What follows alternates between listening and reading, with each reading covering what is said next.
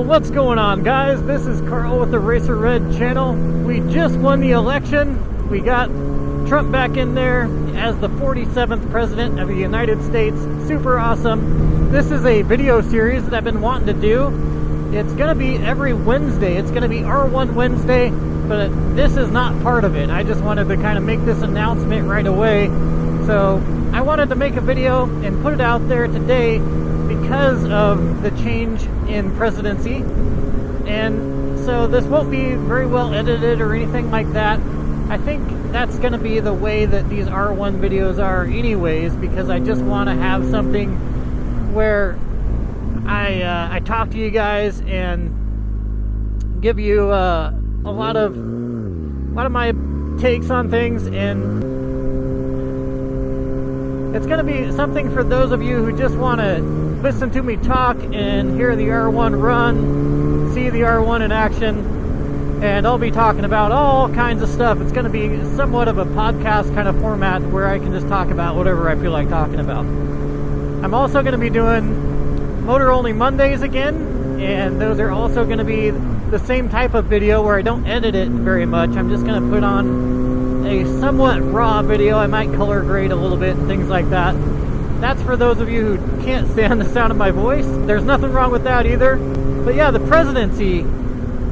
So, Donald Trump has been shot at twice. He got shot once, and yet nothing in the media. It's crickets. In our culture, in general, I haven't heard hardly anything about the Donald Trump assassination attempts. It's been fairly silent. In our culture, it's not going to be a big deal. Something that you look back on and say, do you remember the day that Donald Trump was nearly assassinated?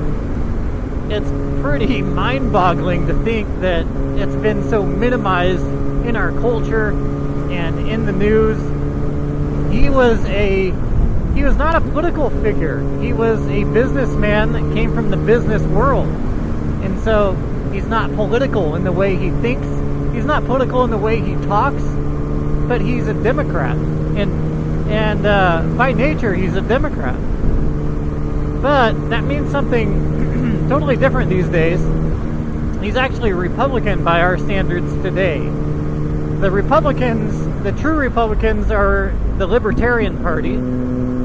Donald Trump is very much a Democrat. The Democrats running against Donald Trump, well, they are essentially the Socialist Party now. And it's been that way for a long time now. I have never seen, in my lifetime, I've never seen a Republican, a true Republican as a president. It would have to be a Libertarian Party member. George W. Bush was certainly not a Republican. So anyways, that's kind of my quick take on things. I watched last night with the family as each state went through their counties, and man, there was a lot of negativity. They were trying to pretend like they were neutral, but you could see in their faces, you could see in their body language that they were very opposed to Donald Trump. And America spoke, and America thinks otherwise. If you look at the states county by county, the entire map is red. The only blue spots are the inner cities. And it's funny because when they're analyzing this and you're watching them on TV, these news anchors, and you had all these political figures, you have Joe Biden's press secretary up on there on one of the, I think she was on NBC. It was pretty bonkers the way that they had things structured and how negative they were towards Trump the entire time. And yet the American people are so positive on Trump. And so it's pretty crazy to see that contrast. The entire time I was hearing things about women's rights and women's right to health care and reproductive freedom. And that's a crazy topic to me, and it's crazy to say that men can't have a say, because Roe v. Wade was decided based off of them saying it was a right to privacy. You have a right to privacy, therefore you have a right to abortion. I don't know how they made that correlation, but they did. And so, 28 weeks into a pregnancy, you can murder a child who will literally kick back and try to defend itself in the womb. They say that is not a child yet because it can't live outside of the womb by itself. And so that's probably one of the most insane things I've ever heard in my life. I listened to this doctor. He was an abortion doctor, and he eventually couldn't do it anymore because babies were fighting back, fighting for their lives. That's how insane this topic is. And yet, these women, a large percentage of the women who voted for Harris voted solely to be able to murder children. And let's not forget that Trump isn't preventing you from doing that. Trump is actually just giving power to the states, and which is something that should be the case in almost all cases. It should be decided by the states and not a federal authority or a federal mandate. Pretty much across the board, if you give the power to the states, then you give the people a lot more power and authority over their political figures, and they can vote locally to change whatever they want to change. And so that's what Trump is doing. That's what Trump did. That's how he believes. And that's basically the end of my opinion on abortion. I mean, I don't think you should be killing kids. And they say there are certain procedures that need to be done to save lives if her life is in jeopardy. And in that case, you can certainly prioritize saving the mother while also trying to save the child. There's not any scenario that I'm aware of where you have to just say, okay, let's kill the kid and save the mother. There might be some rare scenario, but not that I know of. And rape is another one that's like very, very rare. It's not the norm. So anyways, I've got on a tangent there because it's all of what I was hearing, just non-stop. While the election was going, they kept bringing it up. And it's like, there's no reason to even bring it up. This isn't even a topic to bring up. Another one was race and sexism. The left is so racist and sexist, it's not even funny. They were saying, well, America isn't ready for a black female to be president.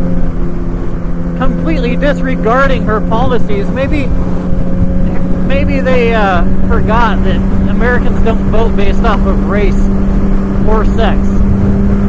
We vote based off of a whole lot of other factors that actually matter.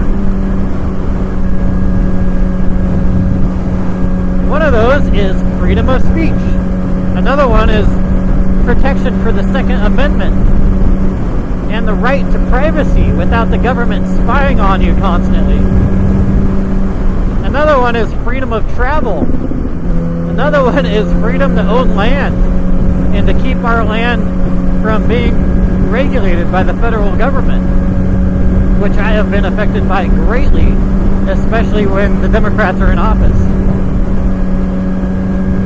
So there are a lot of topics where Trump is definitely the best candidate, and we had a way better economy under Trump. It wasn't even close. I was way better off with Trump. You were way better off with Trump, likely. And so, just because he's deregulating stuff doesn't necessarily mean that the deficit is gonna continue to increase. That was one of the main things that I was aware of last night when I was watching the election take place, and I was watching it county by county, as Trump was just winning by a landslide in every county except for the cities, and it would spike.